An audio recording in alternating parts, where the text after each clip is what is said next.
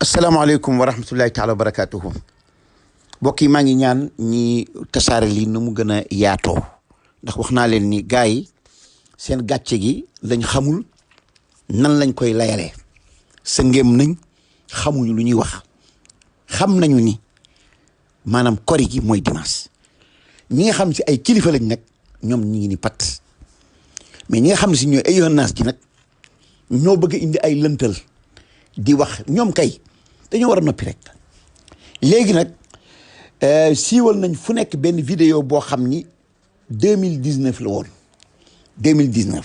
lien bi dinaa leen ko wàcceel ngeen dégluwaale ko ak lien lii ma leen di indil nii maanaam lii ma leen di waxal dinaa leen yónnee wàll lien bi nga xam ni si moo amoon 2019 bu ngeen duggee ci commentaire yi da ngeen gis ñu ni ci jamonoy Malick Abdoulaye la woon léegi nag amoon na njuumte gu amoon diggante dimanche ak altine yàgg na gars yi dañoo denc lien bi nag fu kori amee diggante dimanche ak altine rek ñu daal di koy indi wane ni ren jii la waaye nag maa ngi leen di dëkkal maa ngi leen di indil vidéo bi nga xam ne si moom la Arabie Saoudite di leeral ni ñoom ren jii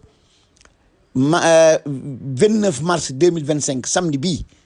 samedi bii passé ñoom dañoo waxoon ni ci seen calcul falaki ni weer wi kenn du ko gis fenn gannaaw gi ñoom nag ñu gis ko ci ay bët ñu ni nag ñoom même bu ñu calculer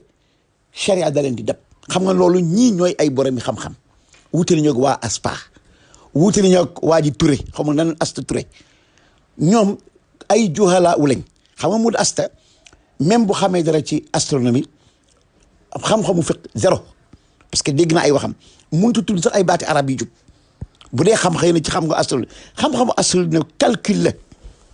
même bu fekkente ni xam-xam bu wér la bu demee ba wuuteeg nas charia dañ ko war a bàyyi topp charia comme ni Arabie Saoudite def ñoom nee nañ bu ngeen ko dégloo dama leen koy tënkal bàyyi leen ngeen déglu ñi dégg arab xam li ma wax ñi déglu arab bu leen neexee ñu yóbbu ci lien bi ku dégg arab mu firi leen ko ñoom nee nañ samedi lañ jàppoon ni weer wi kenn mënu koo gis ak bët loolu lañ jàppoon ci seen calcul falaki gannaaw gi nag ñu gisoo ay bët ñu xam ni kon nag sharia dab na leen looloo tax ñu wari dimanche kon njuumte gi am Arabie Saoudite mooy njuumte waa astronomie ñi nga xam ñoo wax ci falak ñooñu ñoo juum ni weer wi kenn du ko gis far gis nañ ko ñoom nag nee nañ comme dañ koo gis bu leer nañ ñoom looloo tax ñu wari dimanche kon njuumte amul ren jii ci Arabie Saoudite njuumte li ñuy wax yàgg na booba am na juróom-ñetti at xam nga kii gis naa ko def sax ni 2019 la mais jiitu na 2019 jiitu na ko léegi nag na ngeen jàpp na ngeen bàyyi xel ci vidéo bii nga xam ne si mooy indi jax-jaxal bi bu amaatee yeneen ñeenti at wala bu kori gi nekkee diggante dimanche ak altine rek ñu indiwaat ko kon ma bàyyi leen ngeen déglu waa Arabie Saoudite ni ñu layeele seen bopp ni loolu ren jii la bu ngeen bëggee xam ba xam ren jii wala lii parce que lii dama ko téléchargé dinaa ci boole waale lien bi ku bëgg mu xool lien bi ba nii non waaj sax da koy wax carrément sax ngeen déglu ko. هل أخطأت المملكة العربية السعودية في رؤية هلال شهر شوال وتحديد أول أيام عيد الفطر المبارك؟ في البداية صلوا وسلموا على رسول الله صلى الله عليه وسلم، ولا تنسوا الاشتراك في القناة ليصلكم كل جديد. شهدت الساعات القليلة الماضية تزايدا ملحوظا في معدلات البحث حول موضوع هل أخطأت السعودية في رؤية هلال شهر شوال وتحديد أول أيام عيد الفطر المبارك، خاصة بعد إعلان المملكة العربية السعودية أن يوم الأحد 30 مارس 2025 هو أول أيام عيد الفطر المبارك، وذلك بعد ثبوت رؤية هلال شهر شوال مساء السبت. أعلنت المحكمة العليا في السعودية مساء السبت عن ثبوت رؤية هلال شهر شوال، مما يعني أن الأحد هو أول أيام عيد الفطر المبارك. هذا الإعلان جاء بعد تحري رؤية الهلال من قبل الجهات المختصة في مناطق مختلفة من المملكة. من الجدير بالذكر أن بعض الدول الإسلامية الأخرى مثل مصر وسوريا والأردن وسلطنة عمان أعلنت أن يوم الاثنين هو أول أيام عيد الفطر المبارك، وذلك بعد تعذر رؤية هلال شوال مساء يوم السبت. الجدل حول دقة رؤية الهلال. هذا التباين في تحديد بداية شهر شوال أثار تساؤلات حول دقة رؤية الهلال في السعودية. مركز الفلك الدولي أشار إلى أن رؤية الهلال يوم السبت 29 مارس 2025 كانت مستحيلة من شرق العالم الإسلامي وغير ممكنة في باقي المناطق باستخدام جميع وسائل الرصد. كيف تم الاعتماد على الرؤية الشرعية رغم التوقعات الفلكية؟ تعتمد السعودية وبعض الدول الإسلامية على الرؤية الشرعية للهلال لتحديد بدايات الأشهر الهجرية. هذا يعني أن شهادة الشهود الذين يرون الهلال بالعين المجردة أو باستخدام المناظير تعتبر حاسمة في اتخاذ القرار، حتى وإن كانت التوقعات الفلكية تشير إلى صعوبة أو استحالة الرؤية. تجدر الإشارة إلى أن هناك اختلافات فقهية بين الدول الإسلامية في اعتماد طرق تحديد بداية الأشهر الهجرية. بعض الدول تعتمد على الحسابات الفلكية بينما تفضل دول أخرى الاعتماد على الرؤية البصرية. هذا الاختلاف يؤدي أحيانا إلى تباين في تحديد مواعيد المناسبات الدينية وخصوصا عيد الفطر.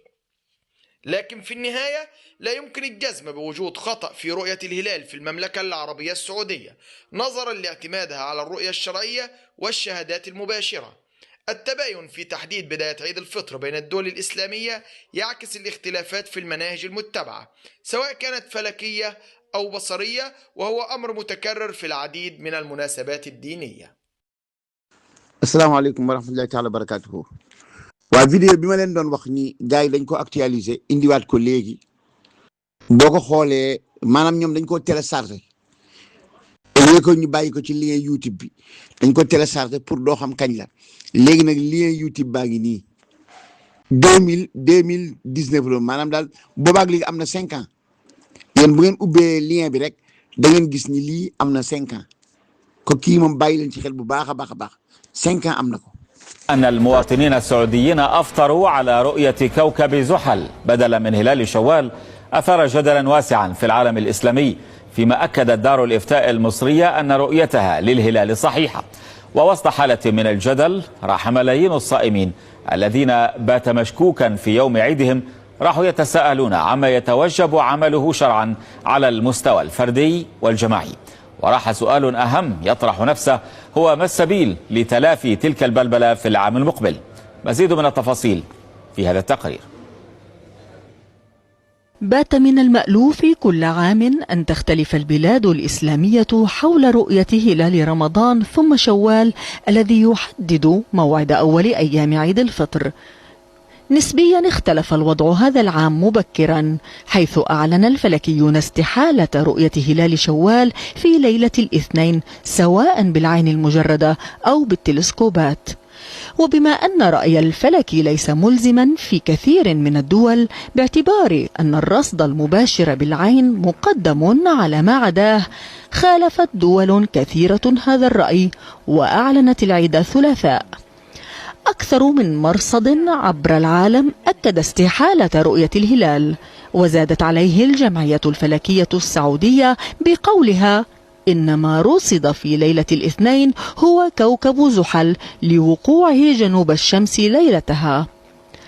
تبين للجميع خطأ الرصد بالعين المجردة هذه المرة، ووفقا لهؤلاء لا يوجد هلال أصلا حتى يرصد، وعليه تفاعلت القضية وتزايدت حدة الجدل بشأنها هذه المرة مقارنة بالمرات السابقة. البعض طالب الصائمين ممن لم يكملوا رمضان 30 يوما بقضاء يوم لتصحيح الخطأ. آخرون روجوا إن السعودية ستدفع نحو مليار ريال ككفارة عن إعلانها.